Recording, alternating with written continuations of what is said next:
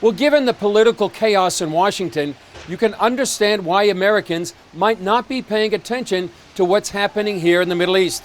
Yet the stage is now being set for a possible military confrontation between two players in the region, Israel and Iran. And it may be one of the first major foreign policy challenges of the new administration. As the Biden administration seeks a new path with Iran that could bring back the 2015 nuclear deal, Israel is sending its own signals to the regime. IDF Chief of Staff Aviv Kohavi has announced the military will have plans ready to strike Iran's nuclear program. We're taking care of these plans and developing them during the coming year. Those who decide on carrying them out, of course, are the political leaders, but these plans have to be on the table, existing, ready, and practiced. Israeli leaders see the 2015 Iran deal as flawed, that would only pave the way for the regime to develop a nuclear bomb. For its part, Iran is pushing limits with plans to take uranium enrichment to a level just below weapons grade. Iran is provoking a conflict.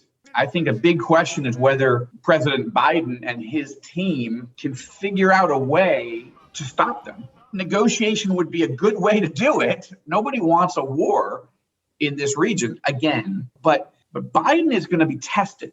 Middle East expert Joel Rosenberg says Iran is telegraphing intentions by taking rogue action.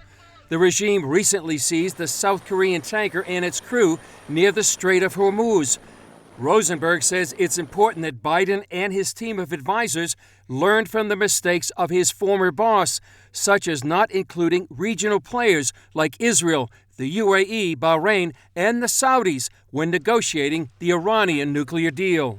But also the flaws in the deal that didn't deal with missiles, that didn't deal with terrorism, that didn't deal with any of these other issues, and left all these loopholes.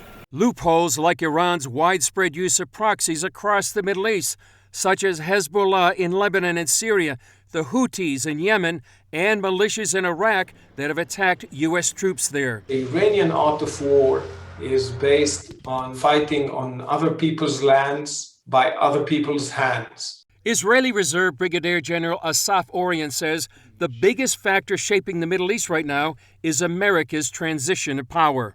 Trump gave the Iranians the impression that he's pretty unpredictable. According to Orion, the Iranians took extreme caution about launching attacks against the U.S. with Trump in office. The stage is set for the Biden administration. While we focus on the nuclear as the most severe threat, we shouldn't overlook Iran's dual strategy of doing also indirect proxy warfare across the Middle East.